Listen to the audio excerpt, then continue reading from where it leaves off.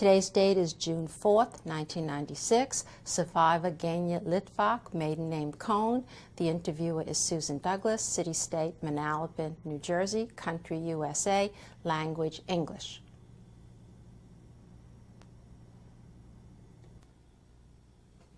Today's date is June 4th, 1996. I am doing an interview of survivor GeniaLitwok Cohn. I am the interviewer, Susan Douglas, SUSANDOUGLASS. The city-state is Manalapan, New Jersey, country, USA. The interview is in English.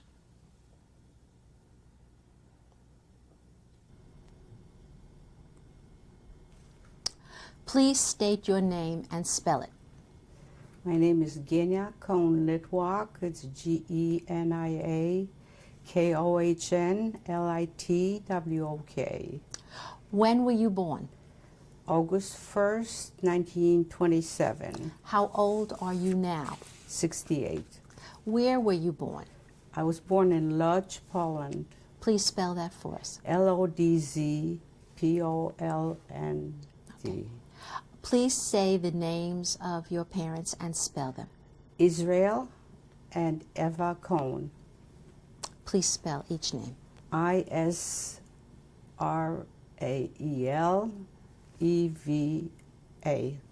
How many other children were in your family? I was the youngest of three. I had a brother, Abraham, 8 years older than me, and a sister, Bronca, 2 years older than me. Would you please spell each of their names? Abrahambronka.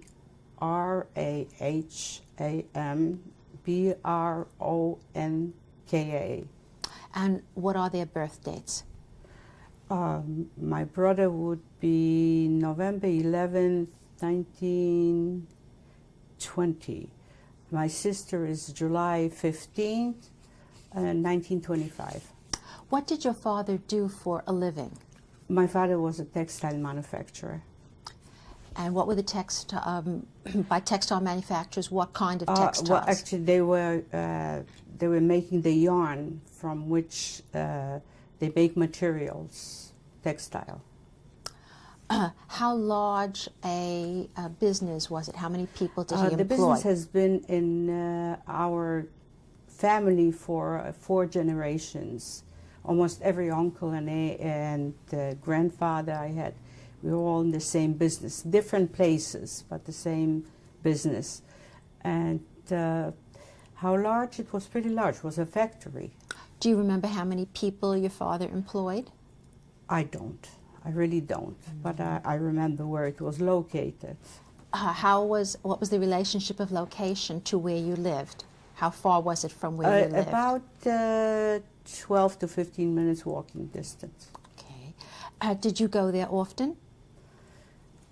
Well, not very often, once a week, I suppose, because I was busy with school and my friends and doing other things. Did your mother play any role in the business? No, my mother was not working. Okay. What were some of your father's interests besides the business? I'm trying to think. I know that they did go a lot to theater, and there was a lot of singing, operas and operettas. As far as organizations, I really do not. The synagogue, he was active in the synagogue. But I can't remember any organizations that he was affiliated with. Do you remember any of the responsibilities he had in the synagogue? Any responsibilities? Any specific jobs that he did in the synagogue? No, I do not. I know he was active, but I really don't remember. Okay. I really can't remember. What do you remember most about your home as you were growing up? It was a happy childhood. Like I said, we had a big radio that was constantly playing when I came home from school. My brother, being older than my sister and I, used to teach us the newest dances, and there was a lot of singing. It was a big family, and they were constant. We had a lot of company, and they were dancing and singing. Who were some of the members of your family who lived in walking distance to your home? A lot of my mother's brothers and sisters, my father's, it was a matter of walking 20 minutes or half hour.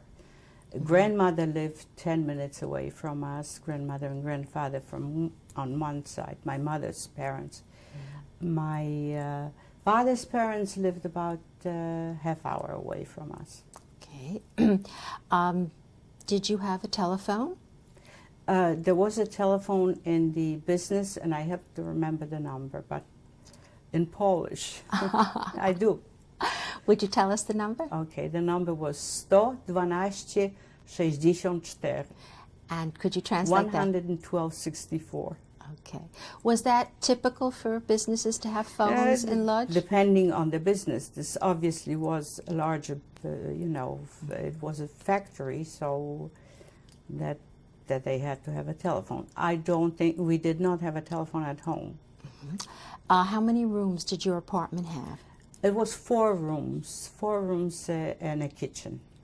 No, I beg your pardon. It was 4 rooms altogether because it was 2 bedrooms, a living room, and a kitchen. In a very small room, you would consider like a half a room where my brother was.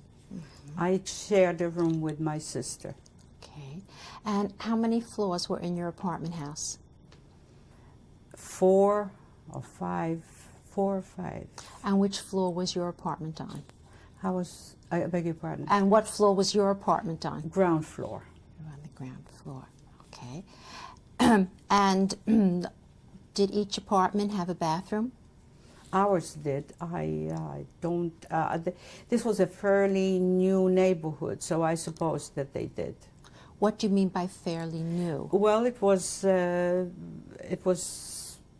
new apartments, new houses, and a very nice neighborhood.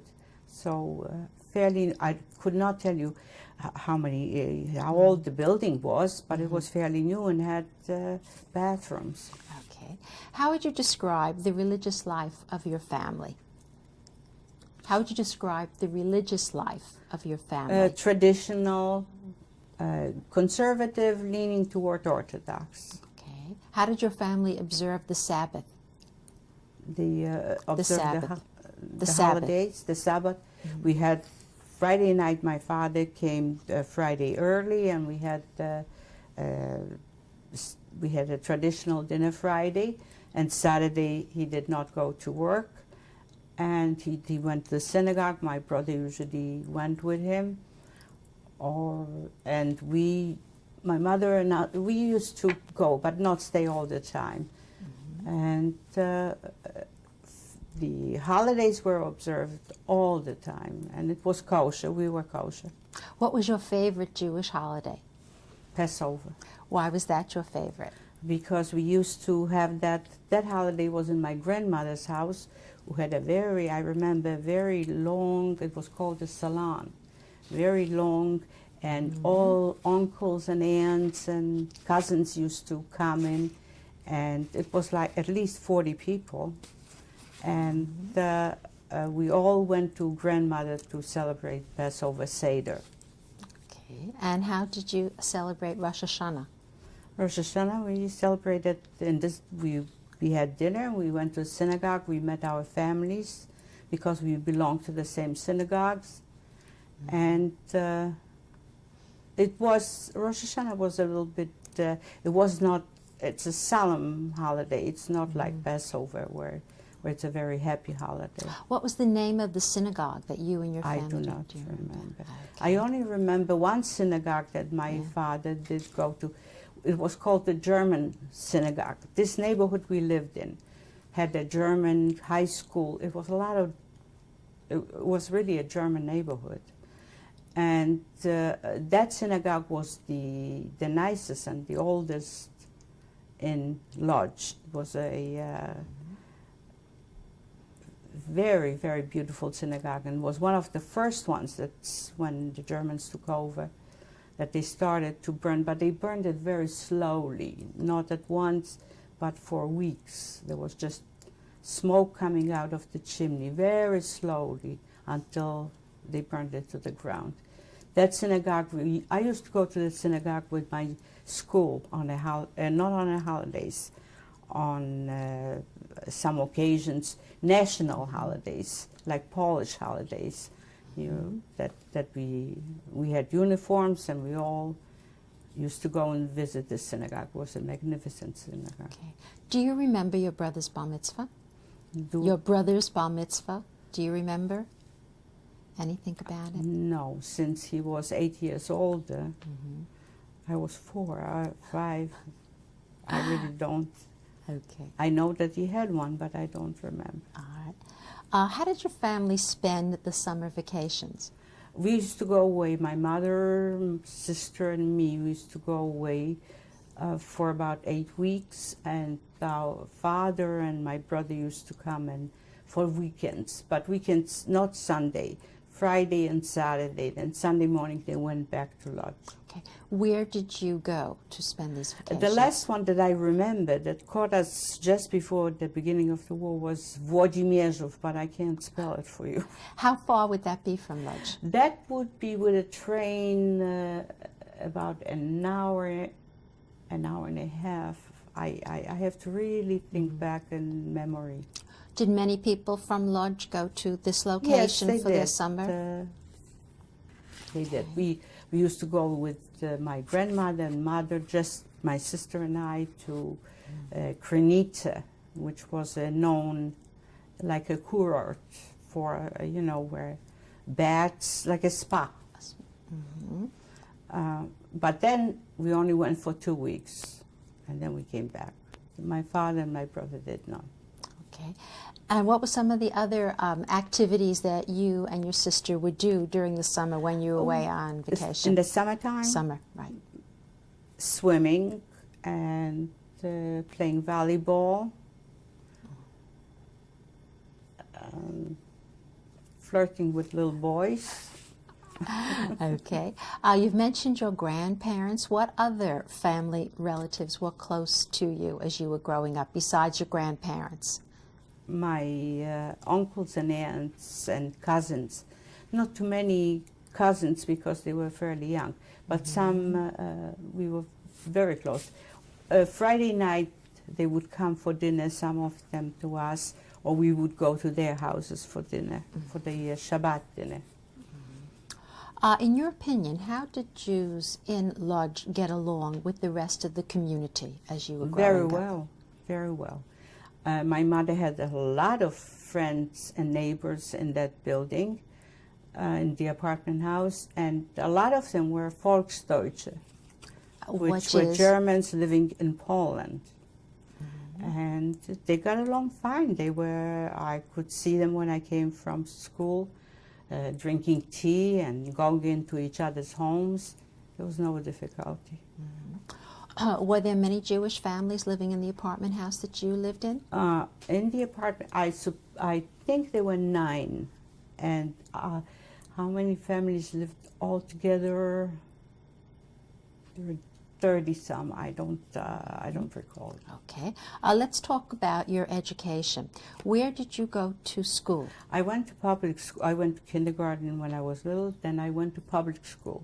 My formal education is only 6th grade because the war started when I was 12.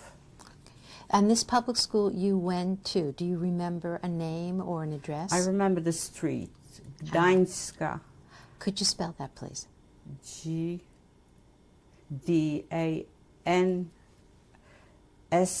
Gdańska. Okay.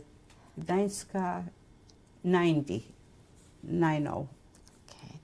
Was this a co-ed school or just schoolgirls? Yes, co-ed. Now, you mentioned before something about a school uniform. Could you describe the uniform that you wore? Navy blue skirts and white blouses, and sometimes we had suspenders, navy blue suspenders. Did most students in schools wear uniform? Students. Okay. Now, when you were in school at this public school, how about describing a typical day for us? What time would your classes start? What time did you have to be at school? How many hours you spent there? I have to really think about that. I think it was 8 o'clock. I know that we came home, you know, I have a little difficulty because I was really young. Most of the survivors are a little older than me. And I think we came home for, the main meal is actually during the day.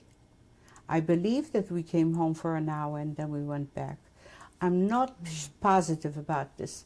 As far as our Hebrew Jewish education, my father had a tutor come into the house and teach me and my sister Hebrew and about Judaism. My brother went to a high school, a Hebrew high school, so he didn't need that. Okay. What was your favorite subject in the years that you went to school? I think literature. Why did that appeal to you? I like reading a lot, and until today I love reading, and that was probably my favorite. Do you remember a particular book that you liked a great deal when you were going to school in literature? From school, I remember my favorite novels that I read at 11 and 12 were written by Vicky Baum, and they were happy novels with a happy ending that I remember. Okay. Who was your favorite teacher in those years? Does one teacher stand out in your mind? Okay. While you were in this public school, did you engage in any sports? Just skating, but not too much of an athlete. Talking roller skating, ice skating?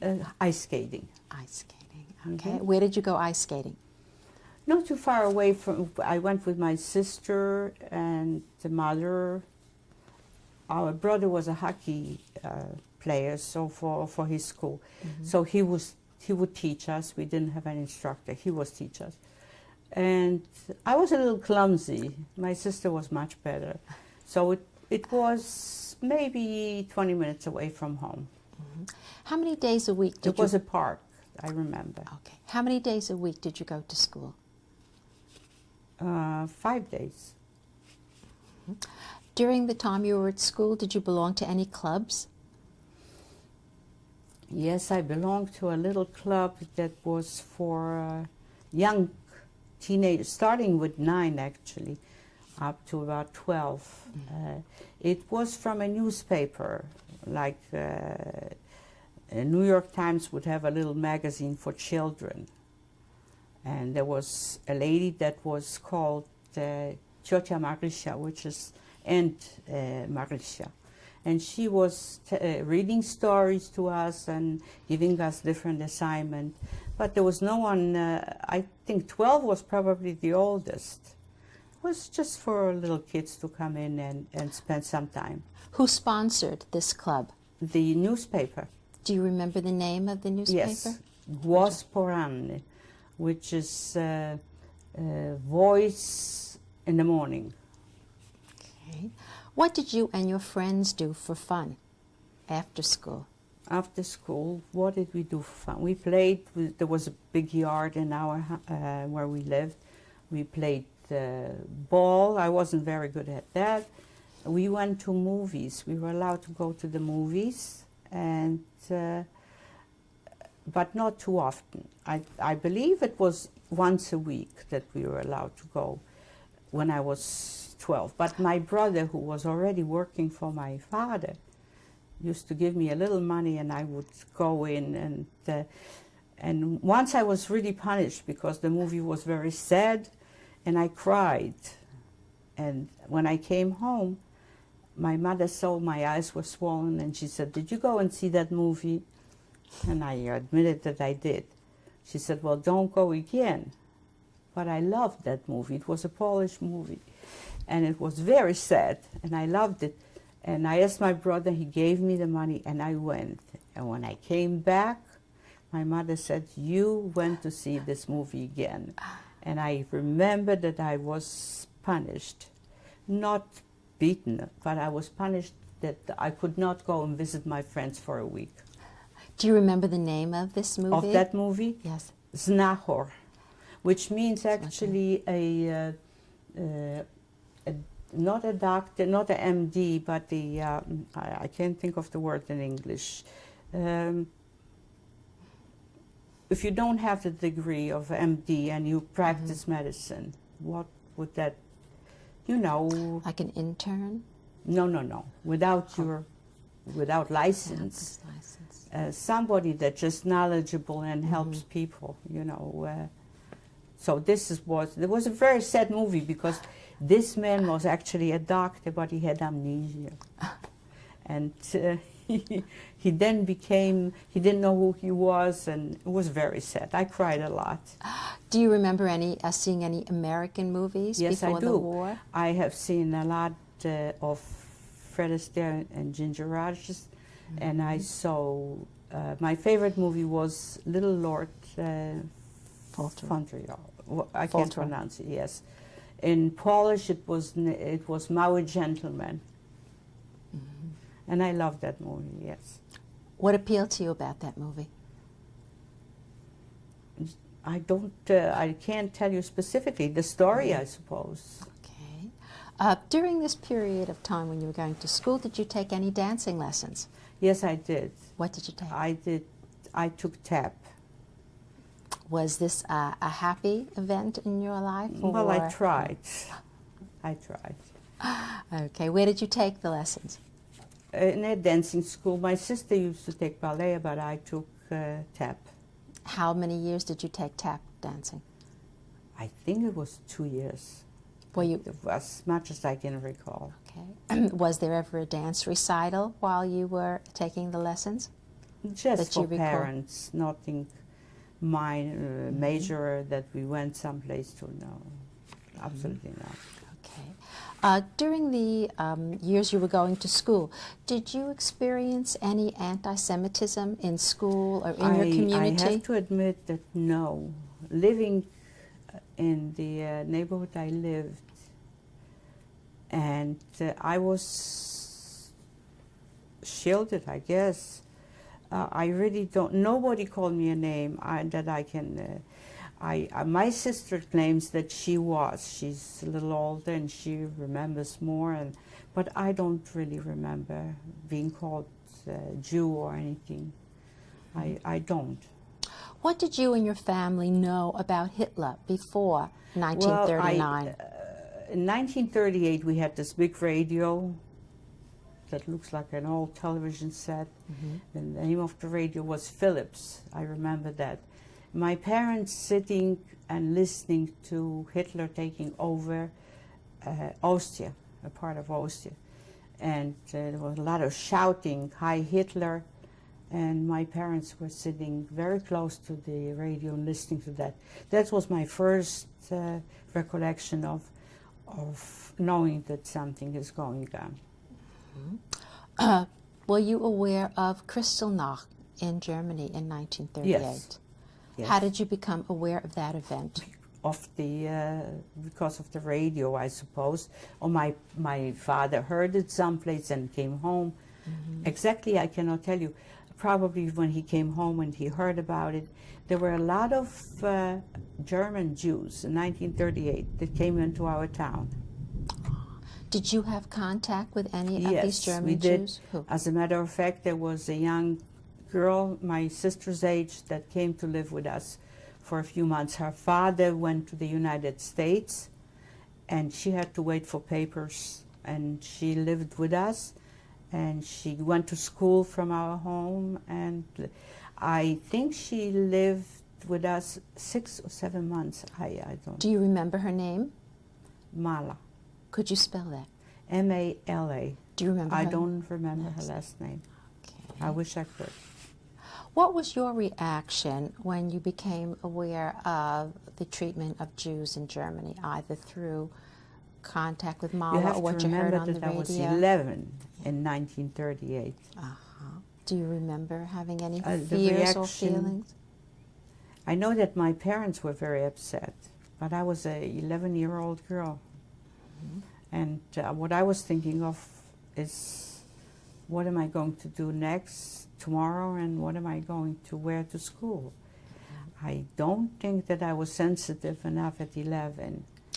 Did your family ever talk about immigrating to the United States No. before 1939? No. I do not have any family. My father had 9 siblings, and my mother had 5. Absolutely no one moved. They were all, I beg your pardon, one aunt, my father's sister, did go to Palestine in 1935. And what was her name? Irka. Could you spell that, please? Irka.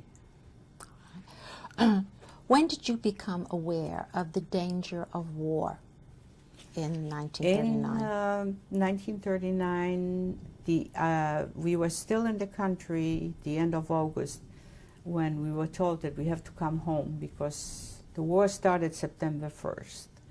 Now, my reaction, that I remember distinctly, was September 1st.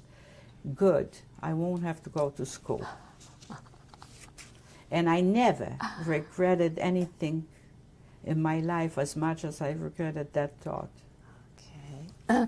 Was it hard or easy to get back to Lodge when you wanted to leave the summer Somehow location? we managed because we were just my mother and my sister and me, and somehow we had help from uncles and aunts. My father tried. We managed to get. We were there September 1st. Okay, so you were back in Lodge by Yes, and September home, 1st. yes. All right.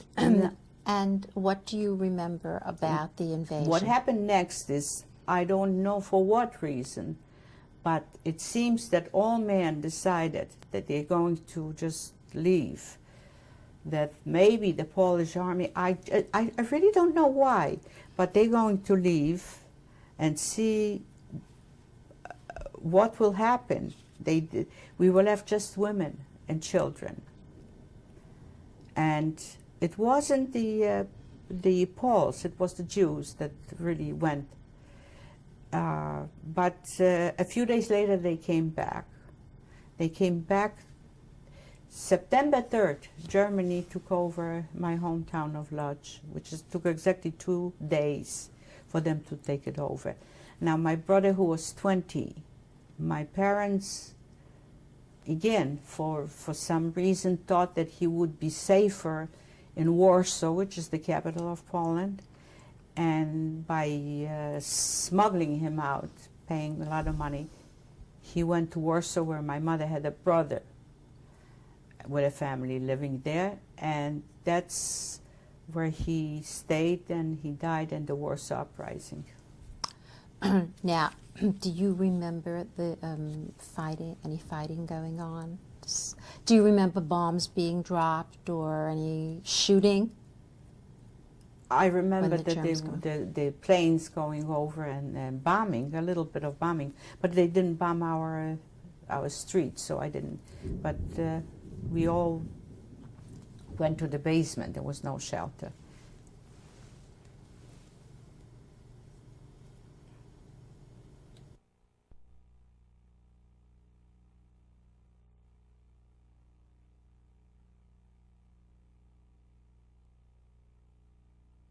Tape number 2, June 4th, 1996, interview of GeniaLitwok. Genia, how did life change for your family once the Germans occupied Lodz in September of '39? It changed forever. It changed tremendously. I remember the first thing, must have been 2 weeks after the Germans occupied our town, that my mother's friends and neighbors came into the house with a assessment, and they absolutely cleaned everything out that was of value.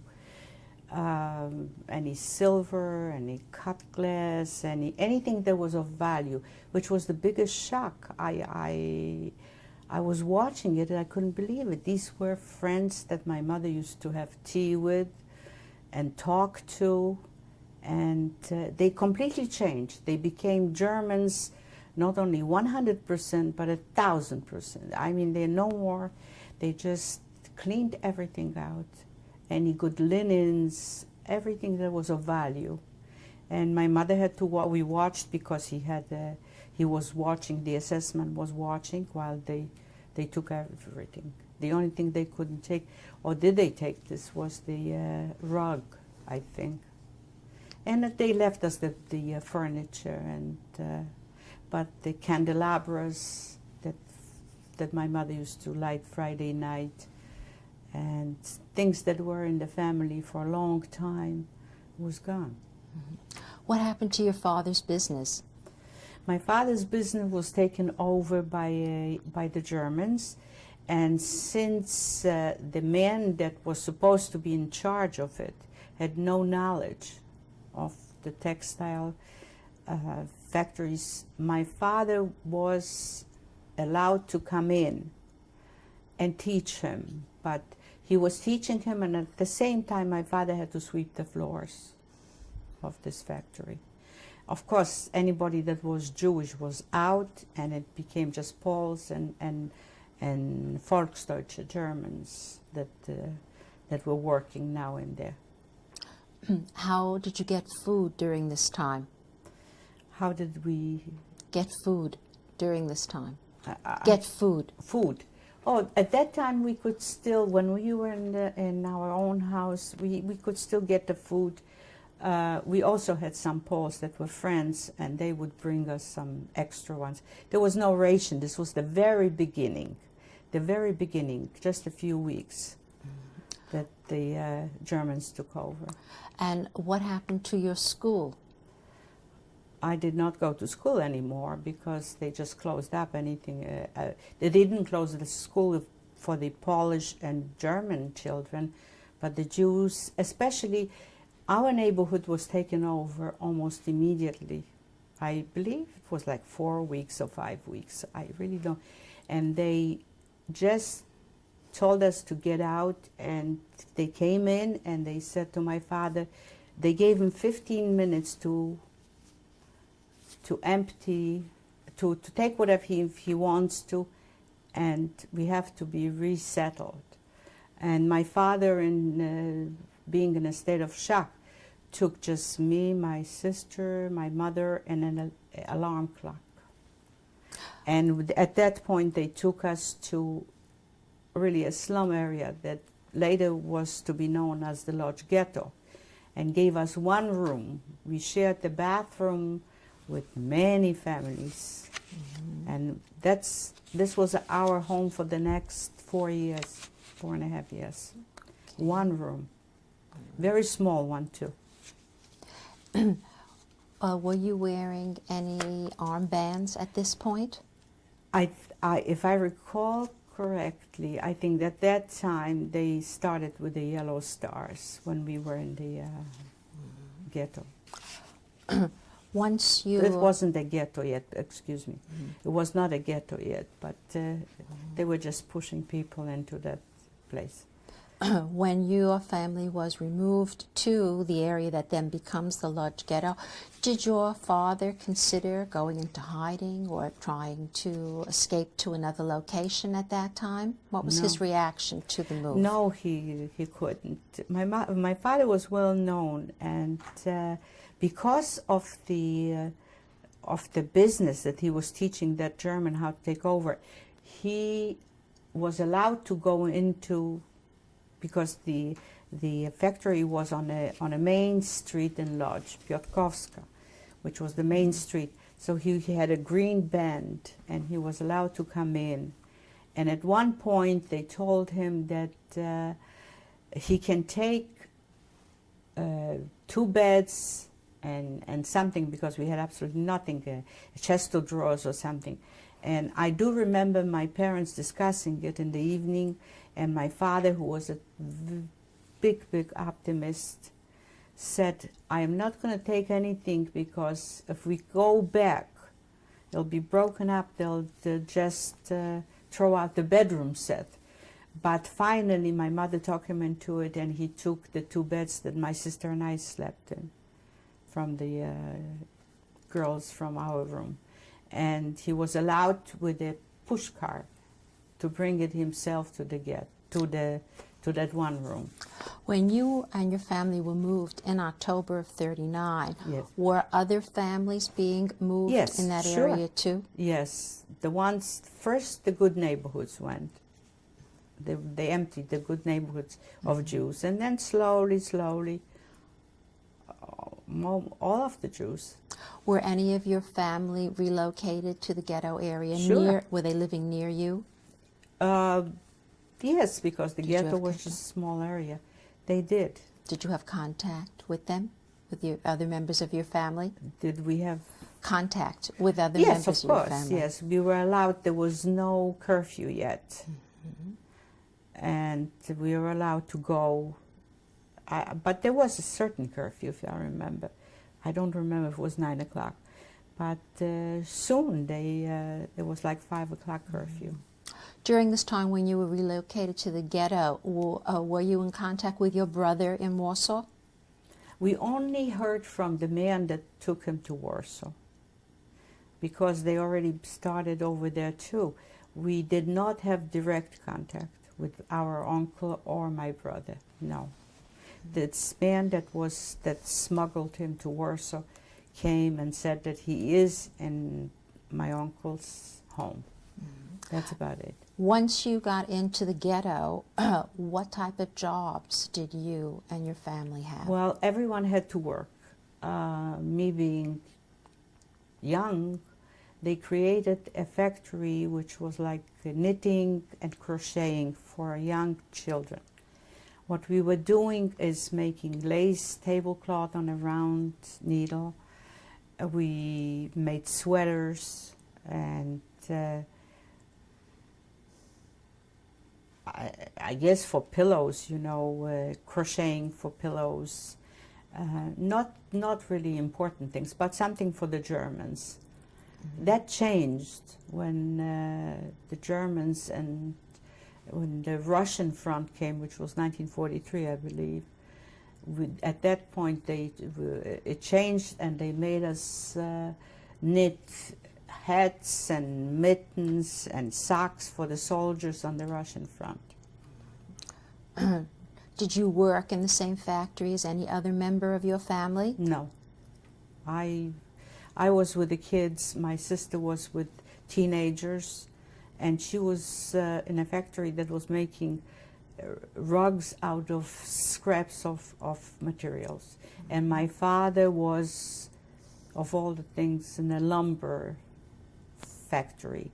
And my mother worked for a tailoring. They were cutting. I think they were making dresses. I don't remember. How was your mother's health during this period of time? Well, my mother's health was okay until my sister got, that was 1941 already, 42, that she got typhus. And my mother took care of her and caught it from her. And my mother did not recuperate well. She had complications. And the complications, this was exactly 1942, was tuberculosis. And at that point, we had to cover up for my mother because they were already sending people out to concentration camps, to the crematorium. They would call you down to the yard, and everybody had to leave the apartment, and we had to stay, and the Germans came in, and whoever was young, whoever was old, whoever looked sick, was immediately taken on big trucks. Now, what we did with my mother is, through someone that we knew, you could get work to do it at home. But not too many people got that. You had to have protection. And we did, and my mother got that work, but she was too sick to do it. So my sister and I, when we came from 12 hours of working, we covered up and we did my mother's work and delivered it to the factory twice a week, I believe. What do you mean by you had to have protection? Protection, you had to know somebody that was like a director of the factory, or had some kind of a function. My father never did, but he knew somebody, and this was also this was the tailors, and they gave us something that you could do at home, sew at home, you know, hand sewn. I don't know what it was, sleeves. I don't remember. I blanked it out. Okay. I think it was sleeves into coats or something that had to be hand sewn. So my sister and I did that. How many days a week did you work in this factory? 6. 6 days a week. What were your... Or 7. 6 or 7. I don't know. I don't remember. Okay. And what was the food supply like for you in the At that ghetto? point, there would be already rationed. And a certain amount, exactly I cannot tell you, but we got bread, we got a certain amount of flour, a little bit of sugar, and a piece of meat for everyone. So, and my mother tried to make meals out of them. Potatoes, I'm sorry, potatoes. And the potato skins were luxury. My mother used to make cakes out of it. Where did you get the food? In special places where where you had to go, stay in line, and it was very little. Lodge Ghetto was notorious. It was so bad. It was so filthy. It was so awful. People laying starving on the streets. Every time you went to the factory to work, there was somebody laying dying, and the horrible thing was that people really didn't pay attention because they themselves were dying. It was a very bad place to be. Lodge Ghetto was very bad. And we also got a lot of people from different countries, from Germany, from Austria, from Hungary, but it was a little later that they brought in. And like I said, they called it Sperr, where they closed up. They told you not to get out of your, then with a microphone, they would come into the yard and say, everybody out. And they would clean out everybody young, everybody old, everybody sick. Anybody, I remember that we used to pinch my mother's cheeks to make her a little bit, we had no blush, to make her look like she's healthy. While you were in the Lodge Ghetto, what did you know of Rumkowski? I knew that he was the eldest of the ghetto. The money was with his pictures, and I knew that once in a while, very seldom, I did see him. He was in a horse and buggy, and he had a driver, and he was very well dressed. I remember that, and I never really came face to face with him. Did your parents ever talk about him, or any adults? They talked about him. There were different opinions. Some people said that because of him and because of creating all these factories, our ghetto stayed longer open for the Germans until '44 than any other ghetto. On the other hand, people were very upset with him.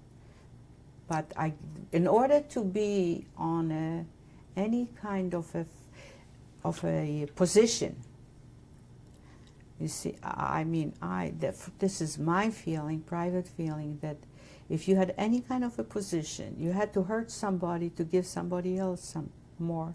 Like if you had a friend that was a policeman, if he gave you something, he took it away from somebody else. Because they only gave for 50 people 50 rations, so a little bit from everybody to give it to the family. So consequently, my family never had any functions, never. They were never had. My sister was very beautiful at that time. She was a teenager, 14, 16. She looked like the Dana Durbin. She was very beautiful. I should really show you the picture. And she's very capable. And she made a rug made out of the scraps, a face. And the Germans came in and they asked, who made this one? And they pointed her out. So they said, well, let her be instructors. You know, she should instruct you. She didn't want to take that. But the Germans, she didn't want to. She was hiding. But they insisted that she has some country that she should teach, because how could she do that? And because she was teaching, she did get an extra piece of bread, which we consequently gave to Mother. So trying to fatten her up, because she, at that time she was losing a lot of weight already, and we had no medication. Tuberculosis was taking over. But that's about the extent of our functions that we had. We never really had anything extra. What did your father feel was going to My happen father in was, the future? like I told you before, was an optimist, a cockeyed optimist. My father used to sit in the evening. Now, people that lived in one block, within one block, what we did is we couldn't go any place after 5 o'clock. We created like a tunnel underneath the building. In other words, I could go, we were at Żydowska 19, we could go to 21, 23, 25, to 5 or 6 houses that were in that block, because they we dug a tunnel, so we could communicate with these people.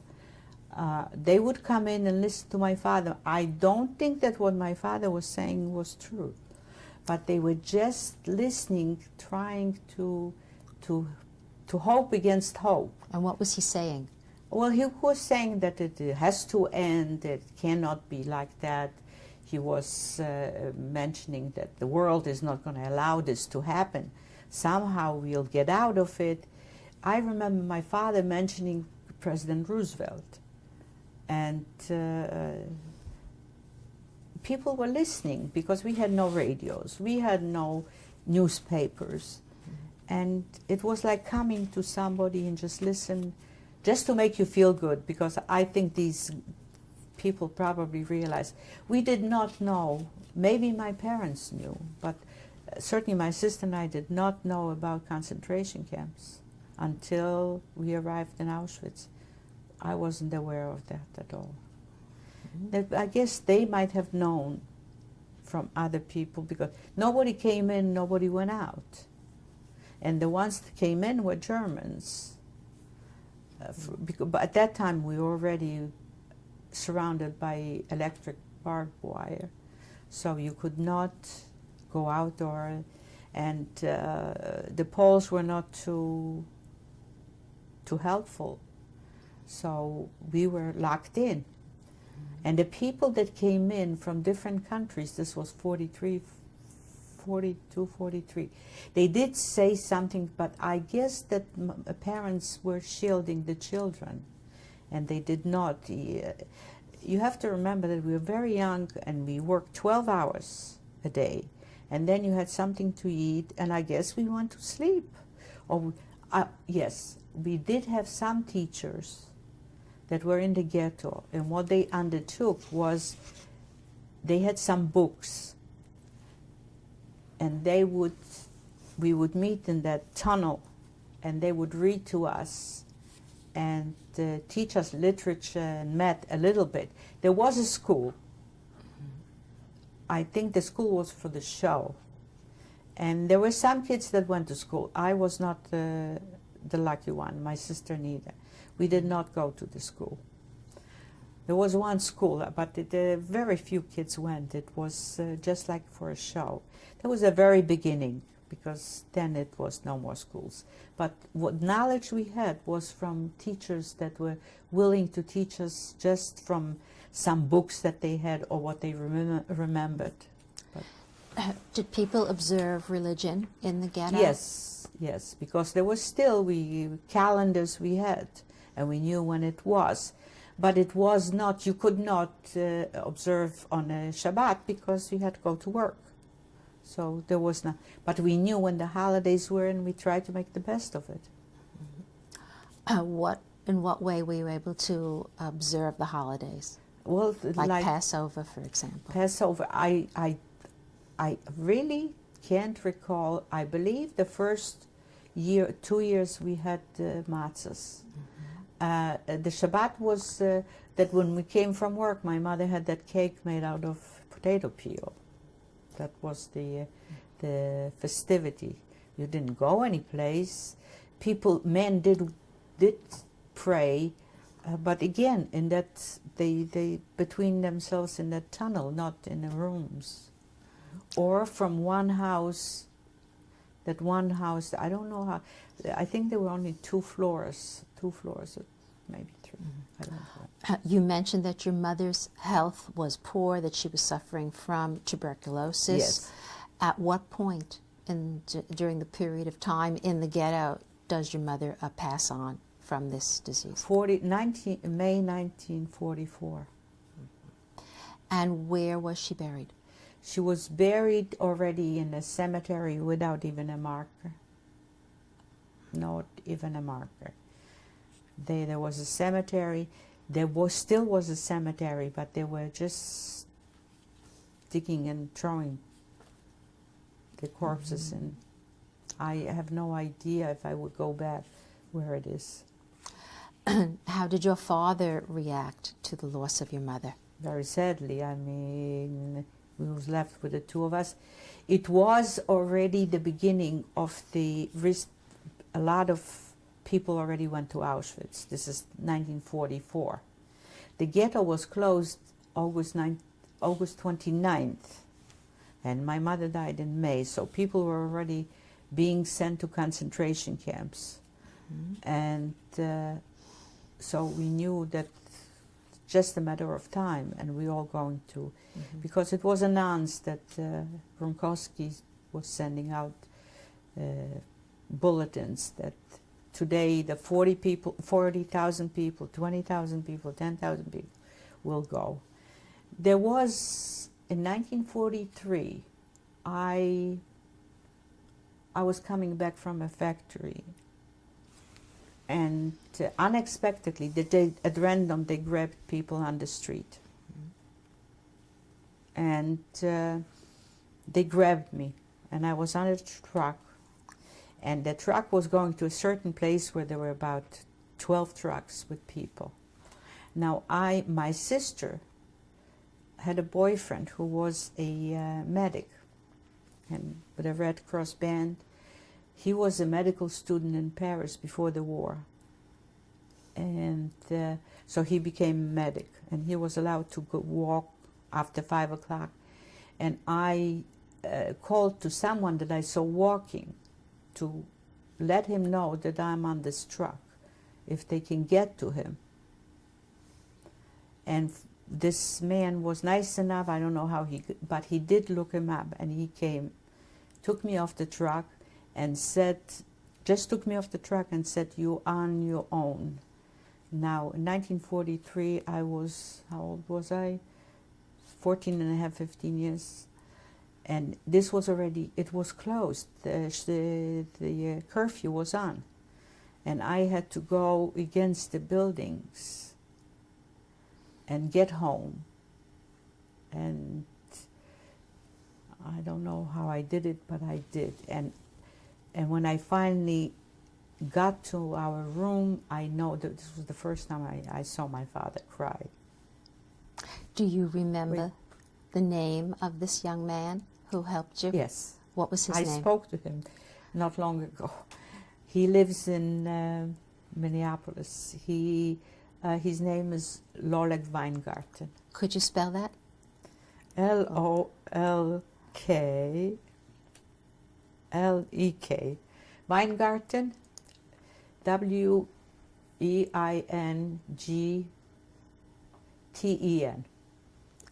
Okay. I need a tissue. Sure. I talk about my father crying, it gets to me. What happened to your father in the last few months that you were in the ghetto before you were deported to Auschwitz? My father was, there were some people that would tell the cripple, which was Kriminalpolizei, that about people that were well off before the war and had money, and they would be taken to this Kriminalpolizei, to that cripple, and they were threatened and beaten until they would say, you know, where did you hide the money? Where is the money? Where are the dollars? Where are the diamonds? Where are the things that are of value? And my father was taken not long after my mother died. It had to be the end of May.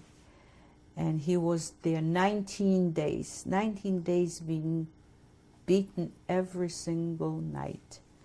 And in the dark they would threaten him and say that that my sister is in one room, I'm in another room, your children are here, and if you don't tell us, we will, this is what our father told us later, we will, they will tell us. When my father came home after the 19 days, we really didn't have anything, because whatever we had was in Warsaw, actually, went with my brother.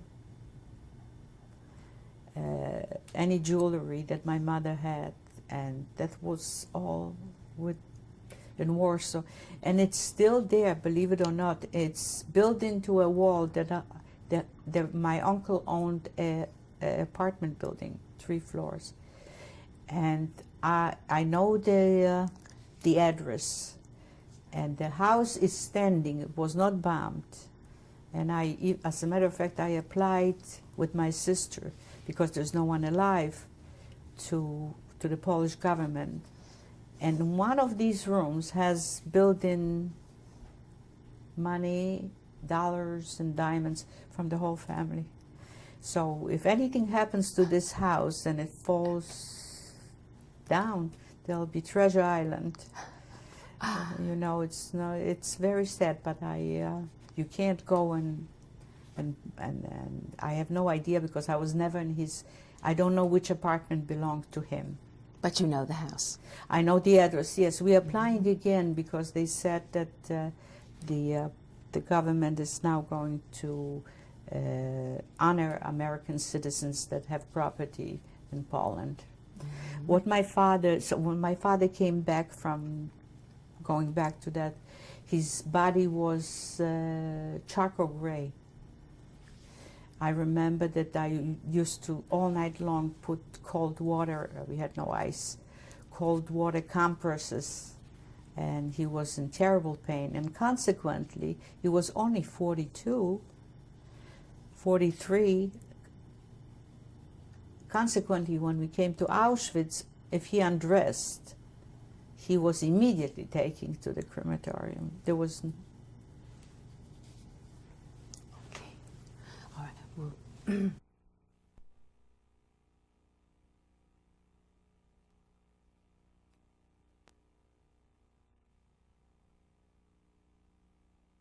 Tape number 3, June 4th, 1996, interview of GeniaLitwok. Genia, your father was in very poor physical shape when he was released. What did he tell you about his treatment by the Germans? Well, every evening they would take him into a room where he would lay on the table. And at first they would use a whip that was about, I suppose, about 2 inches wide. And as his body was bruised more, the thinner the whip was, to hurt more. And he also told us that when it was very dark, there would be a voice saying in Yiddish, would say, I'm going home tomorrow, they're releasing me. Do you want me to tell something to your wife? Do you want me to tell something to your children? Actually, this was not anybody that was trying to be helpful, but these were people that the Germans put up so that you would say things and then they would pursue it. So this is what our father told us. It was he got 1 piece of bread, water, and some soup with leaves that were like spinach leaves with a scent on it. That's about it. He was there 19 days. And when he came, he was a broken man, no more optimist, broken, spirit broken, pride broken, a completely broken man. What did you do to try to improve his physical, to help him Well, in his physical condition? My sister and I, in the evening when we came back from work, we would put cold water compresses on his body, which did really not help a lot, but may just relieved a little bit. You could not go. At that point, it was, people were being deported already, and there was chaos. So there was no doctor that we could go to. There was no, whatever ointment or anything like that that we had, we used on it, but it didn't help much. It really didn't help much. What was food supply like in the last few months that you were in the ghetto? Very poor, very poor. Piece of bread and soup. That soup that we used to go and stay in line forever, which was really very bad. If you found a piece of potato, you were very lucky. I don't think we got meat anymore. Some vegetables, like cauliflower or that yellow vegetable that, it's not a squash, but I don't remember the name. Very poor, very bad. When were you notified that you and your sister and father were going to be deported? Well, they just came in on August 28th in the morning, and they said, out. So we, knowing that they were deporting people, this was a day before they closed the ghetto. Rumkowski went the following day. So we had like little pieces of luggage, valises, really bad ones, with a few pieces of clothing. We did not have anything of value. The only thing of value we had that my father and mother still, my mother was already dead, but I remember going that I had a man tailored shirt, and in the corner I had 2 little diamonds sewn in, and my sister had a pair of shoes, and the heel was a shoemaker made like a hole, and there was a gold dollar, I don't know, $10 or something, the gold pieces, not knowing that we're going to be stripped naked. So our father said, remember, if anything happens, this is what you have. Maybe you can save yourself. But he didn't realize what's going to happen. Oh, what do you remember of the trip to Auschwitz from Lodz? We went into cattle trains and we were just pushed in. However, they kept on saying, don't let go of your family, in order not to have panic. Don't let go of your family, hold on to each other, you're going to be working, you'll have better condition. That's what they were saying. And when we arrived in Auschwitz, when they opened the doors, there was again the same thing.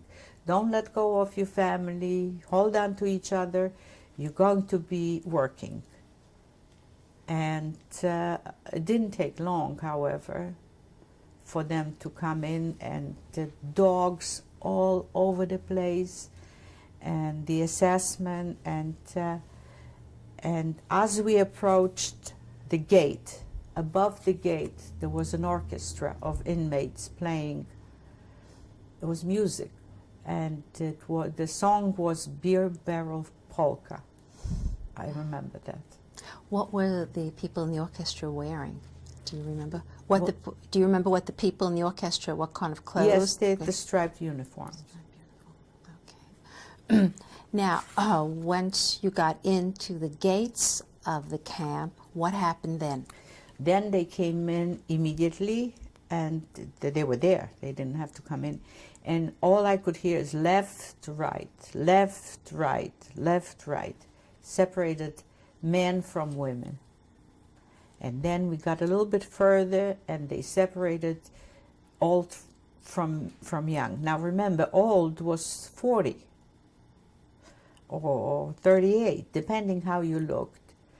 My sister and I wound up on the side of young people, and we did not know if we were going, because we already, at that point, somebody already, there were Jews that were working, and they said that there is crematorium, and most of the people are going into the crematorium.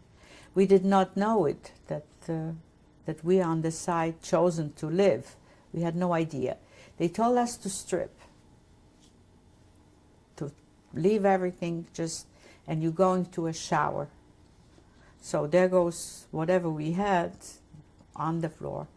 Now, people realizing that this I remember distinctly, that going into the shower, people that wore rings or watches or had anything of value, instead of handing it to the Germans, threw it on the ground. And consequently, we were walking on the ground filled with valuables into the shower, which was unbelievable. It didn't take long when they scooped it out, but instead of just handing it to them, we walked on watches and rings and earrings, whatever somebody had. One young woman, I guess she must have been 18, she had a cavity in her tooth, and she thought that she had a diamond, and she thought she will be, this was mine. Some people were lucky, and the assessment did not look into your mouth. But in my case, now this transport, they looked in your mouth, and he saw this diamond, and it took him just a second to put the revolver into her mouth and kill her. And this was right in front of you? Immediately, right in front of us. This was my first, because as much as I saw skeletons on the ground, on the streets in Lodz, I never saw anybody that close to be killed within a second. So nobody else did it. And then you went into the showers? We went into the shower. They shaved us. Oh, okay. They shaved us first. They stripped us of our clothes, of our pride, of our dignity. We were slaves. We became slaves. My sister, like I told you before, was very beautiful. There were some very beautiful girls. Now shaved, there were 2,000 young women. I looked around and I couldn't find her, because everyone looked alike. Everyone looked alike. Naked, shaved.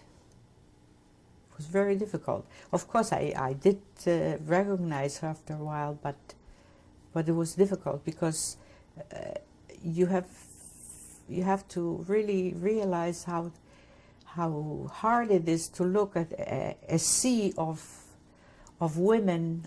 We didn't even look like women anymore. I found my sister. We went into the showers, and when the water opened, we realized that we don't have gas, we have water. So that meant that we are going to be alive. For how long, we didn't know. After the shower, they gave us clothes. Now, they gave us clothes, one dress, one pair of underwear, no bra, a blanket, and sweater, and a string. Okay. Now, this you had to put away, because before you aren't allowed to get dressed until Dr. Mengele is going to so-called examination. How long did you have to wait before he examined you? We were sitting in a big field. Remember, this was like 2,000 young women, naked, 48 hours. 48 hours until he came. That was day and night and day and night. We were very close to the crematorium, and every once in a while we would hear a scream, and it was cut off. It was a scream that people realizing that they are being killed. And in the Jewish religion, I think before somebody dies, you say Shema Yisrael, God for Israel. All we who could hear was the Shema, and then it was cut off where they died, I guess. It was a horrible thing. Now, some of the girls were fainting, and they had these couples. These were many Jewish girls. There were couples. One of them was from Czechoslovakia. She was very well known. She was a redhead. Do you remember her name? No. Never got to that. There were no names. But she was so mean that we heard that she, in order to show the Germans how strong she was, she supposedly brought her own parents into the crematorium. She was a devil, a devil. She just walked around with a whip, and she was hitting us. If somebody fainted, they didn't give us anything. At midnight, after 30 some hours, they gave us tea that was brought in big, they're not pots, where like in the army. And that tea was laced with chemicals. They started to give us the tea in order to stop our periods. So this is what we drank. I do remember one girl fainting, and we were screaming that somebody fainted, with not realizing that they don't care. And these couples not far away were taking baths. They were showers and baths. And at one point, one of them came in with a pail full of soap and dirty water and threw it at this girl. Okay, and after 48 hours, we heard that Dr. Mengele and his entourage is coming. So we had to stand up. We were sitting. We had to stand up. And now, at random, the examination consisted of pinching nipples and kicking your belly with his boot. And it just so happened that I was one of the I was one of the girls that he did to in Rednum. I can feel his fingers almost. I don't know what he looks like. I just looked down and I saw boots. I don't know what he looked like. Did he do this to every woman? No, in at the random. group? Just at random. He wouldn't go through SEME 2000. At random. At random he did that. If we came out of a ghetto where there were men, that's what the rumor was, that he's doing this to see if anybody is pregnant. So the way he kicked your belly, you would miscarriage. And if you did, he's from his entourage, somebody shot the woman, the girl. The oldest one, I believe, was 30. We did have two ladies that were 38, 40. Two. The rest was all young, starting with 16 up to 22. Did he find anyone who was pregnant in Yes, this group? but they were shot immediately. Was it anyone that you personally knew from the ghetto who was shot? No. It wasn't directly close to me, it was a little further. There were 2,000 of us. And that was the examination. And after that, we got the clothing. And if you were short, you got a dress that was big and long, and a pair of wooden shoes. If you were tall, you got a very short dress. We then exchanged between us. And then they brought us to the barracks. And this is where I got acquainted with this Czech couple, because she was just running. It was like we were laying like sardines on both sides, and it was built out of brick. It's like a runway, and that's where she was running and hitting left, right, for no reason. Nobody said anything. Nobody did anything. How long did you stay at Auschwitz? Not long. We stayed just, I don't remember, 7 days or 6 days. I really don't remember exactly. And then they took took us to again into the cattle trains, and we went to a town in Germany which was called Freiburg.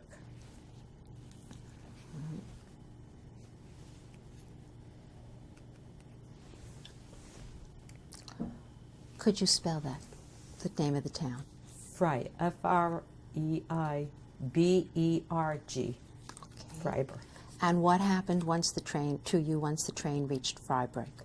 Okay, we realized that they're taking us to a very tall building, almost the tallest building in this town.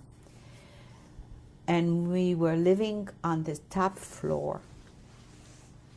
As we later, because they took us to work, found out on all the other floors, it was a factory making parts for planes. Half of us worked in that factory, and half of us went to a factory in the center of the town. I was going with my sister. By the way, we were lucky enough to be together all the time. We were going to the factory that was in the center of the town, and our working shift was 12 noon to 12 midnight. I guess this way we had no day and no night. As we were walking, and that was daylight, the German people were hanging out of the windows, walking the streets with strollers, laughing it up. No one asked, who are these people? Why do they look like this? What do they do? And they claimed they didn't know it. Now, how is that possible? 1,000 ugly, I don't know if they knew that we were women because of no hair. In the wintertime, we used to, that little string that they gave us was to put the blanket on your head and put the string around your neck, and the blanket served as a blanket and as a coat, and the wooden shoes. I did see one of my friends, I don't know if you know that, the wooden shoes, if you walk in snow, the snow builds up. And it builds up to a point where you're not able to walk, so you have to kind of shake it off. She happened to be the last one, the last row of 5, and she could not, she tried to shake off the snow, and she was like 5 steps away from all of us. And one of the SS women claimed that she wanted to run away. So when we arrived in that place where that other factory was, where we lived on the top floor, she called an appel. All of us had to be there. And she showed us, she said, I'm going to show you what happens if you want to run away. And she beat her, not to death, but she beat her to a point where she lost her mind. And she was all bloody, and it was horrible. It was horrible. You could see her eyes changing, and she lost her mind, and they would not kill her, just for us to see her. She was roaming around and between if we wanted to sleep, naked. She looked exactly she became so small, like a chicken. And finally, she was so dangerous that they put a chain around her ankle and the end of the fridge, the bed, and they had to chain her like that. She did survive. She survived, but she did not. She was crazy. I don't know what happened to her after the war, but she lost her mind. This was to show us what happens. All she did is shake off the snow. She had no intentions of running away. Where are you going to run? Shaved. They're going to bring you right back. The people that were sitting.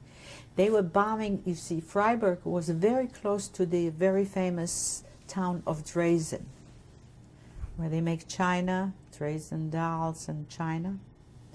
And if you know, I'm sure you're aware of it, that Dresden was bombed to a point where there was daylight all the time.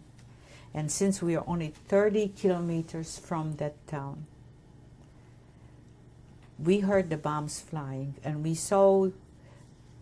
were locked upstairs. All the there was one SS man, he was Oberschaftsführer. He was the one that had all these SS women under him.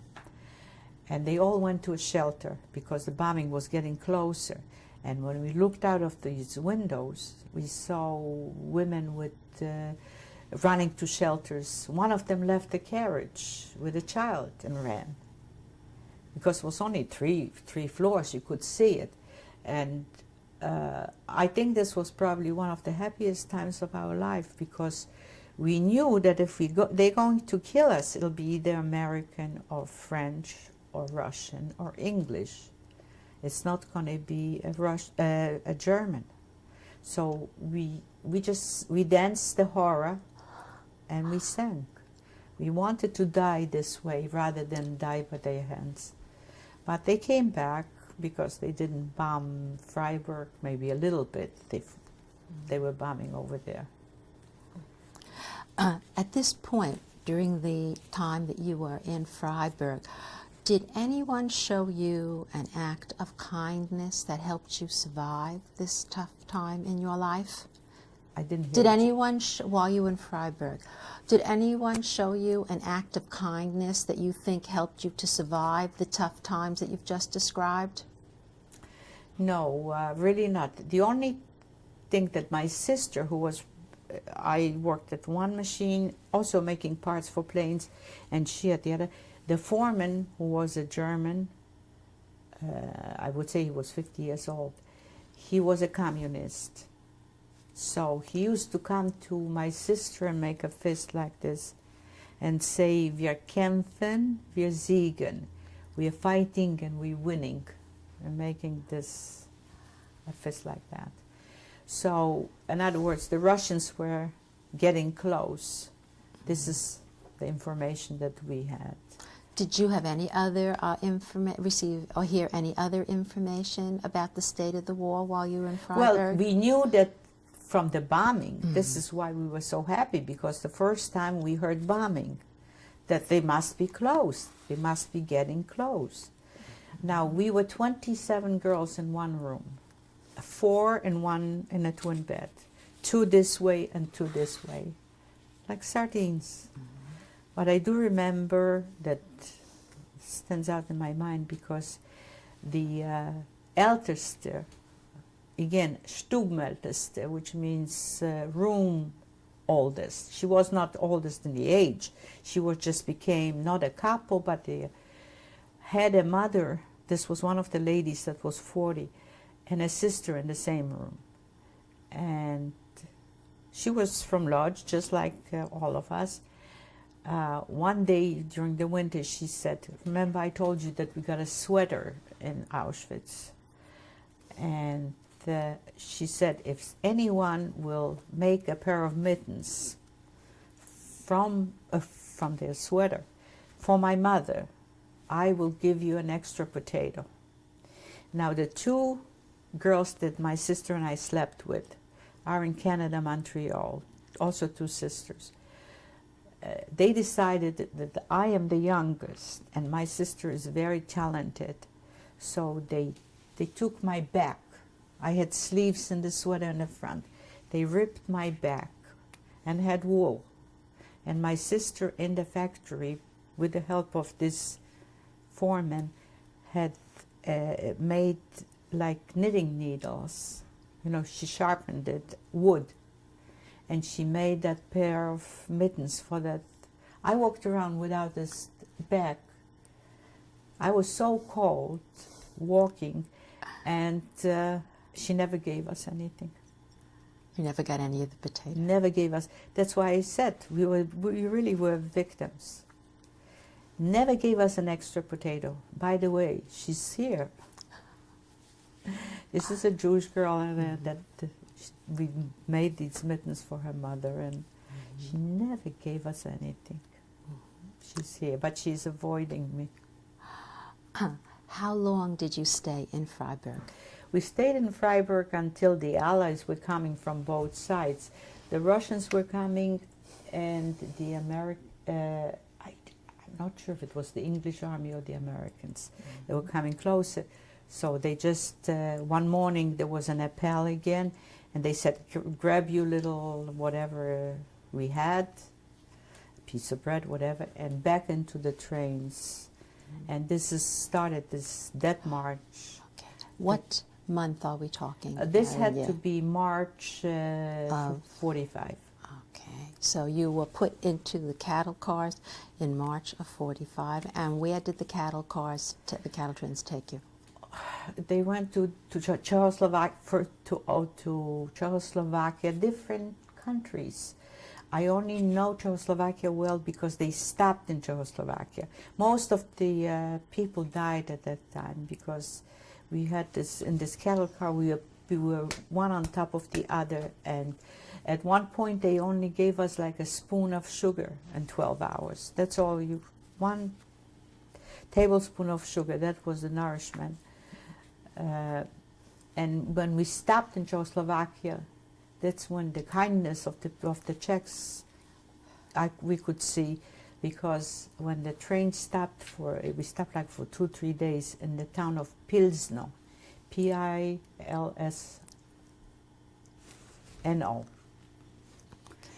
If you know, they used to come at night and throw things under the train, clothes, food. If someone would run away, they would be able to change, but there was really no way, because by that time we had like a little crew cut, because 9 months or something, so it grew back a little bit.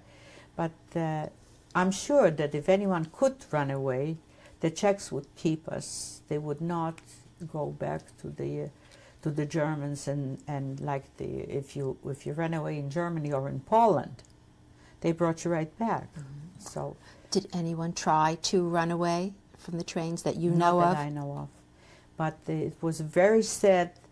In the train where my sister and I were, was a young girl, Czech girl, who was of a Jewish father and a Gentile mother, and this was her hometown.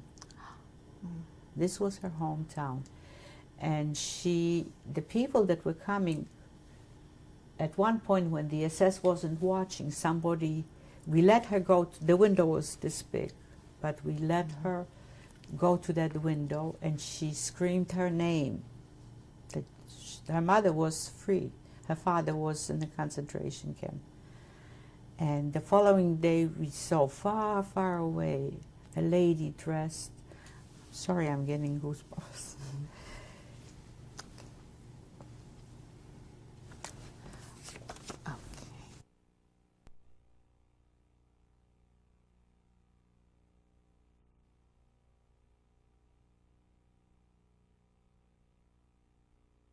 Tape number 4, June 4th, 1996, interview of GeniaLitwok. Genia, who was the lady that you saw from the train in Pilsner? Okay, now, since I was close to this young Czech girl, she let me peek, because remember, it was a tiny little window, mm-hmm. and she was just standing there. It was her mother. Her mother, who was dressed in a beautiful suit, and I remember fox color. And we could see that she was wiping her eyes. She was wiping. That she was crying, but there was no way that she could get to her daughter because the SS was surrounding us. Now this girl came to Mauthausen and did not survive. She died at 16 and a half of a heart attack, right after liberation. So she did not survive. Now, what was happening in the train, since they gave us very little food and very little water, and we were one on top of the other, a lot of girls were dying, so you were just one on top of the other, and fainting. And my sister fainted. My sister fainted, and whoever was next to the, not that she wasn't the only one, but the girl next to the door started banging to the closed door that they're dying, they're fainting, and at one point the door opened. And an assessment came in, and this was very close to the end of the war. So by that time, Wehrmacht, which was the army, had old men, because all the young ones were at the front. This soldier, who must have been 50-some, was standing, and the assessment jumped into the train, to the compartment, and to see. He said, which one fainted? And they pointed to my sister. There were more. He, with his hand, he hit her in the throat, that he split her throat. I have to tell you, my sister is a very attractive, beautiful woman, but she will not, she has a horrible scar, and she will not go through plastic surgery. She's keeping this. She says that's her medal. She will not touch it. It really is ugly, but she's not going to touch it. For how she didn't die from the loss of blood it's miracles. All these things are miracles, you know, because we ripped pieces of our dresses, and who had a light dress ripped a little piece, and we put it together. She's alive, so she survived. But it's quite big. I'd say about 2 inches. That's how hard he hit her. If you ever have a chance, she talks about it in her documentary. How many days did you stay on this train in Pilsner? I believe there were maybe 2 nights, 3 days, or the opposite. And then we continued.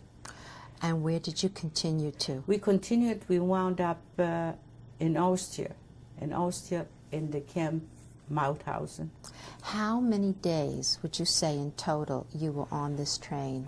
Since we came in the middle of March, how many days we were traveling? Right. Mm-hmm. I guess 2 weeks. I don't, you know, I guess it was survival that I paid no attention to days. Mm-hmm. They all were the same. Day and night was the same. It was not, it was dark, so I knew it was night. Okay. When you got to Mauthausen, would you say this was April already? Yes, April. Middle of April. Mm-hmm. What were conditions like in Mauthausen? Okay, now when we came to Mauthausen, they never had women. It was strictly men. The first sight we saw was a lot of thousands upon thousands of skeletons in a mountains of skeletons. Next to them, naked men behind a barbed wire.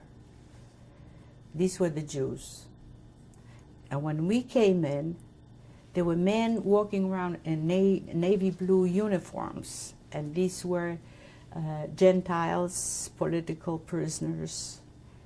And so they just, a lot of Polish political prisoners, so they started, if the SS wasn't watching, this is very close to the end, so they kind of, a lot of Italian POWs. And they would throw a Red Cross. We were standing in line to begin, go to the showers, because no matter where you came from, they took you to the showers.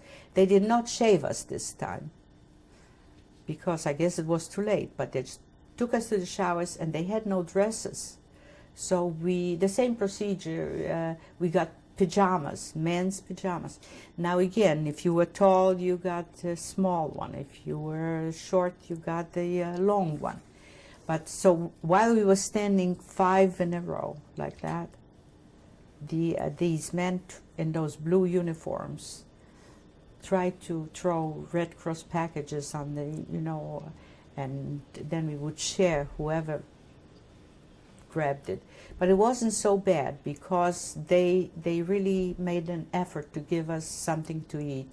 This was like 2.5 weeks before the end of the war. But again, something very unusual happened. We were all lined up in fives. I think 3 rows before me. I think it's 3. At that point, I forgot to tell you that in Pilsno, we were from Lodz. There was a transport from Krakow, the famous, that's Schindler's List. They combined us, the young women from Krakow and from Lodz. So now we were a lot of young women. Now, 3 rows before me, one of these guys in a blue uniform found his wife from Krakow. He was a Jew who had papers as a Gentile, and he was in Mauthausen, and he found his wife.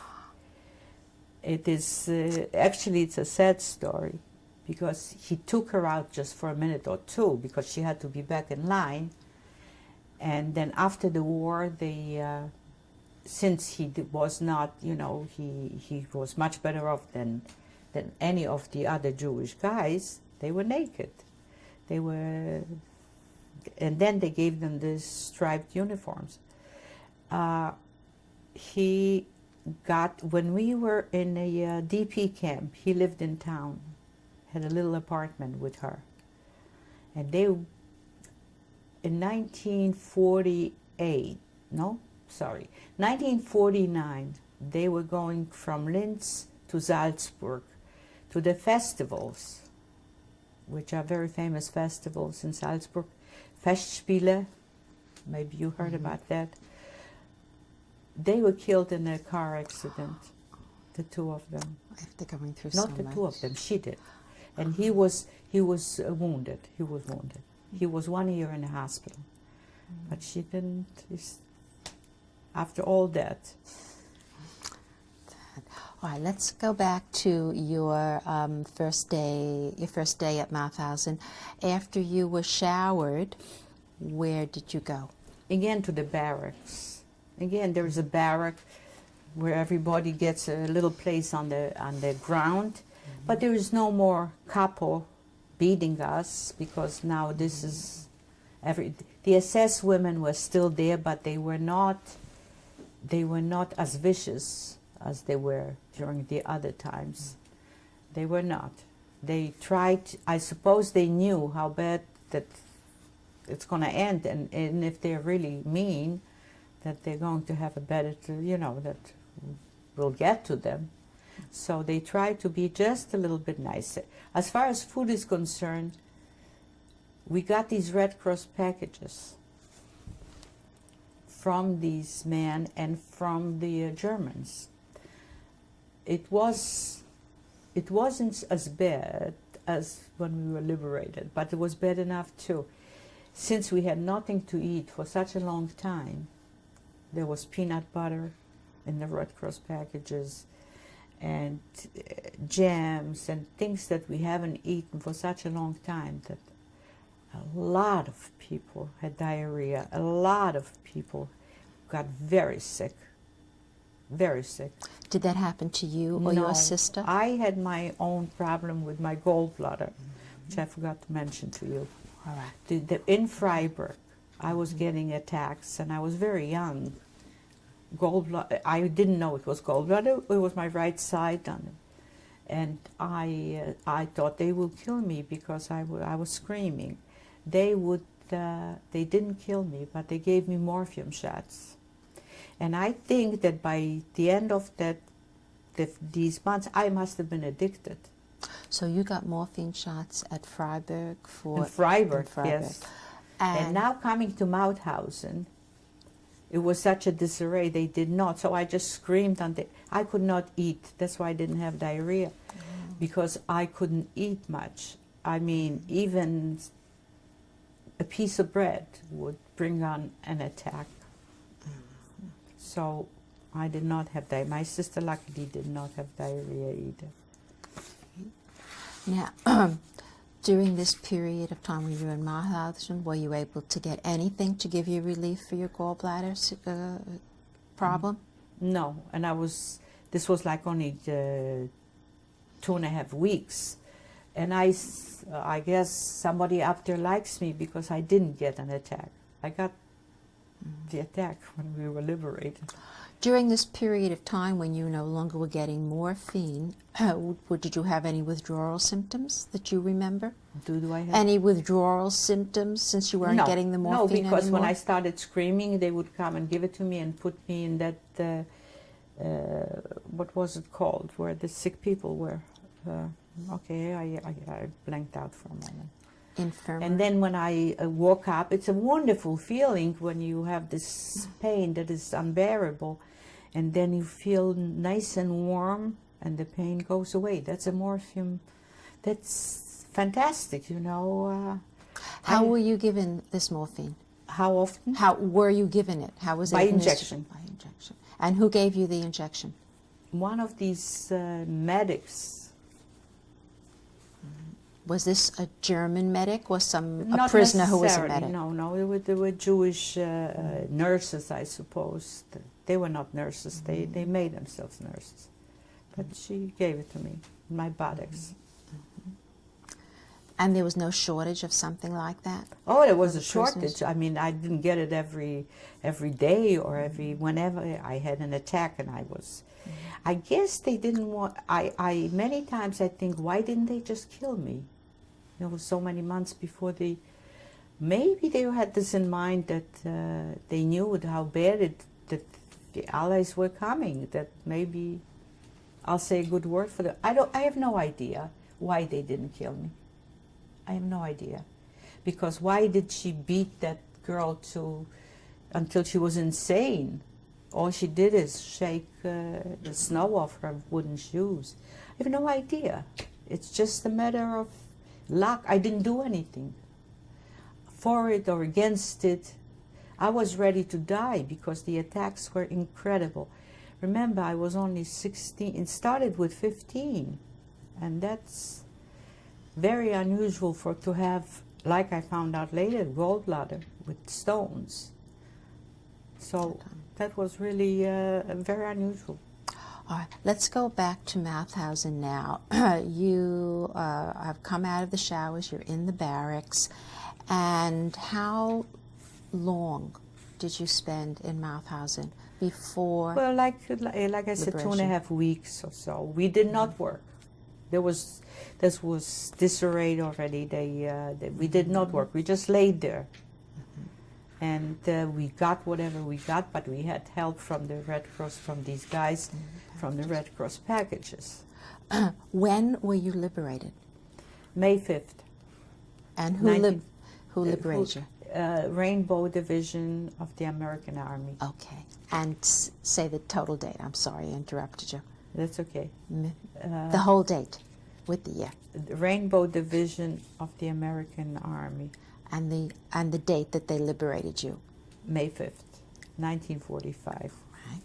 Now, when you were liberated at this point, how would you describe your physical condition about a at day liberation? before, or 2 days before that, someone ran into the barracks and said the Americans are coming. It seemed that they were close, and all the Germans ran away. And anyone that was healthy enough got off that floor and ran out. That was false alarm. There were still some Germans, and they started shooting. Now, May 5th, someone came in and started screaming, "The Americans are here."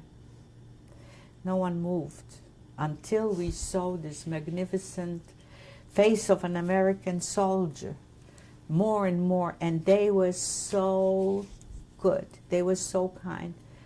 They cried.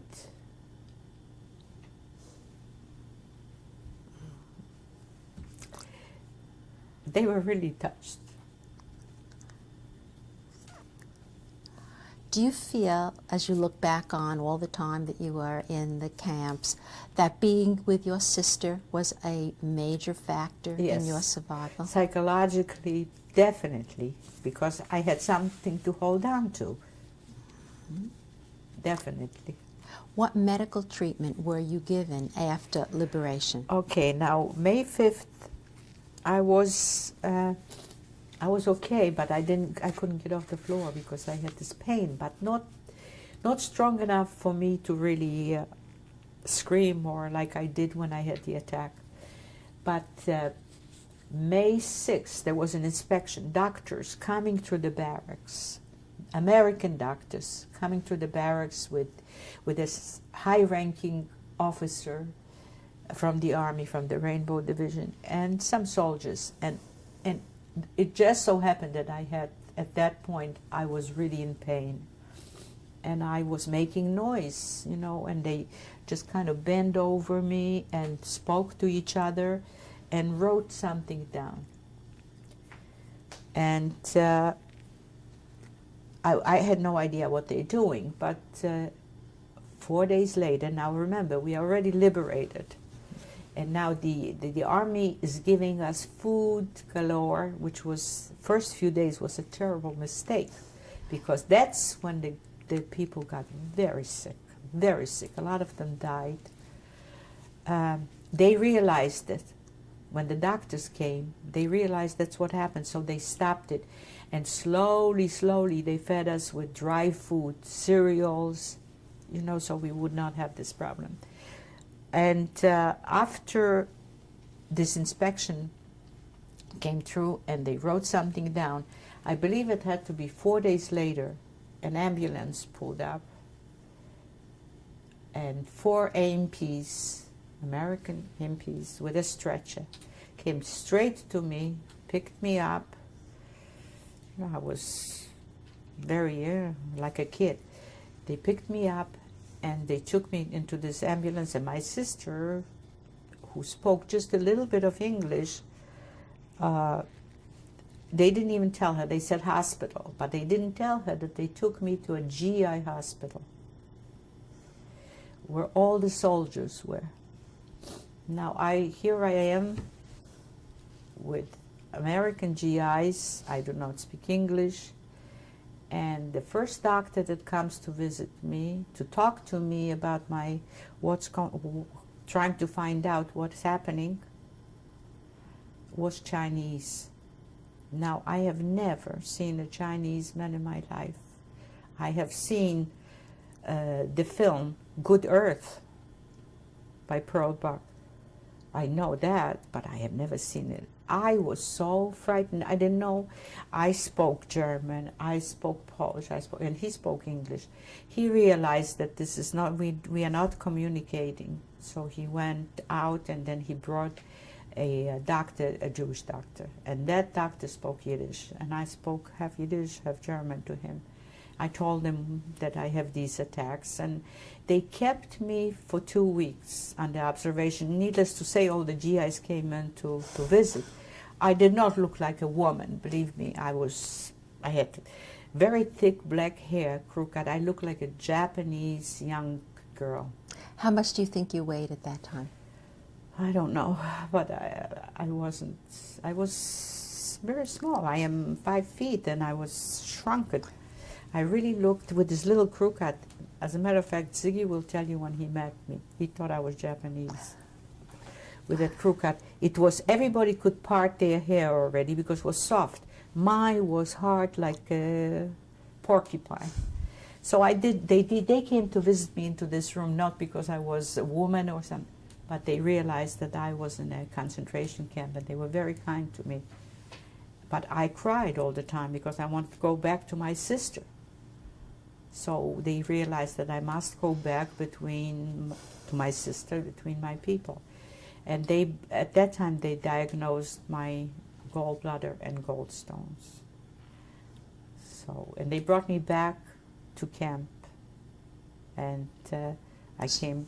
You were taken back to Mauthausen? Yes. And reunited with your sister? Yes, I was reunited with my sister. And there were some doctors, the Jewish doctors, that were liberated too. And at that point, they divided Austria into 4 parts. It was American zone, Russian zone, English zone, and French. Mauthausen went to the Russian zone. So the American Army came to us and said, some of the people went back to Poland, the ones that could, that were healthy. Not too many, not too many. The American Army said, do you want to stay here with the Russian Army, or do you want to go with us, which was across the Danube, to its Linz, and somehow we'll relocate you. We went with the American Army. We went to the American Army, and they found the suburb of Linz, which was a small little town called Hart, H-A-R-T. And they gave us, it was like, actually it was like a mansion and belonged to Goering. And we just, the girls had one room, boys had one room, girls had one room, boys had one. We were only young people. We had no mothers, no fathers. It had absolutely nothing to do that anyone would think about sex, that this is a girl, this is a boy, or this is a man. Because we were all just striving for one thing, trying to find families and survive. And whoever could walk and was healthy enough was supplying all of us. Some of the men that I know until today were cooking soups and getting things from the Austrian people, food, and trying to help us. About how many people were in Camp Hart with you, would you say? I don't think there was more than 80. Maybe that's even more. There was another one not too far away, which was called Haag, H-A-A-G, also with people from Mauthausen that went across the Danube with it. So we communicated with each other. Now, I told you that there was a Jewish doctors were liberated, especially one. His name was Dr. Schleifer. I remember him because I got an attack in this heart. I was in terrible pain. And when he came to see me, I said to him that I want an injection. And he said to me, you're not getting an injection from me. But he said there was a tall building not far away. He said, you see this building? You can go up to the top floor and jump. I will not give you morphine. I mean, in Polish, he said, I'm not going to make you a drug addict. You're going to a hospital. You have to go to a hospital. And that's what happened. They took me to, also knowing that the Austrians were not very kind to the Americans at point. Officially, they were very wonderful. Not officially, they were hanging some GIs on trees and the very beginning. We found 40 soldiers in a forest. Did you see this? No. You just heard? We just heard. Okay. Knowing that the naturally they were taking care of us, supplying us with everything. Knowing that the army took me to a hospital in Linz. And that was a hospital where it was, don't ask me to spell that, Barmherzige Schwestern, which is nuns. Barmherzige means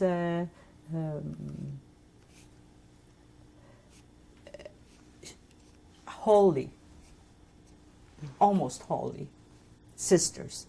And they were nuns. And he called it the whoever came with me, the two doctors, 2 American doctors and 2 AMPs, and they called the doctors and the Austrian doctors, and they said, if anything happens to her, you will be responsible. So I guess they got a little frightened. However, they put me in a room with another person, and above my head on the chart there was a big sign that said Jude, which means Jew. Now, the first evening my sister came with her friends and they saw this and they made a big scandal. They tore it, of course. I was very sick, so I really had no power even to do anything. And after having me for observation for 2 weeks, they called a professor from Vienna to operate on me because His name was Professor Knopf. Can you spell that? Yes, K-N-O-P, I think. Knopf and an F. Knopf. Which is a button, really. Knopf is a button. And he examined me, and he bent over me, and he just said, in German, he said, "Wird man schneiden, Kleine? Will we cut, little one?" And I, without consulting anybody, because I couldn't live, I said, "Ja, bitte, yes, please." When my sister came in the evening, she worked for the American Air Force already, and she used to bring me things. And I told her, she said, but I just did not want to, I could not eat. This was after the war already, a few weeks. I could not drink even water. It brought on attacks.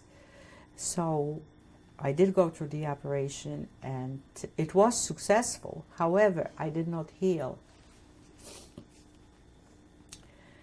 My incision was open for 6 months. I had a suture. I was discharged from the hospital, and I went back to camp, and then they were relocating us to that famous camp, DP camp, Bindermichel. And I had a suture in my, and I had to go once a week for them to clean it. But after 6 months it healed? After 6 months it healed? No, every week I went to, and after 6 months, yes, it healed. But I do remember one thing, that we create our own little orchestra.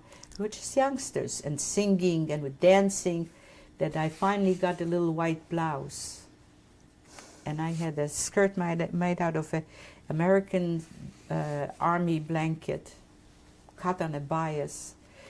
And I went dancing with this guy, and all of a sudden a yellow big spot on the white blouse. That was the end of my white blouse. That's it. No more white blouse. Anyway, it did heal after 6 months, it did. But I have the ugliest scar. It just goes like that. When were you and your sister moved to Camp Bindermichel? Bindermichel. Bindermichel. Well, as soon as they opened, we were the first ones to come. So what month and year would you say that was? I think it was October. I have it someplace written. Okay. I think it was October. Of what year? 1945. Right. Because we couldn't live in that one, so many, 20 of us in one room. And actually this was a project that the Germans during the war that worked for some factory lived in. So the American Army relocated them and gave us 2 bedrooms and a kitchen, and it had to be 2 in one room.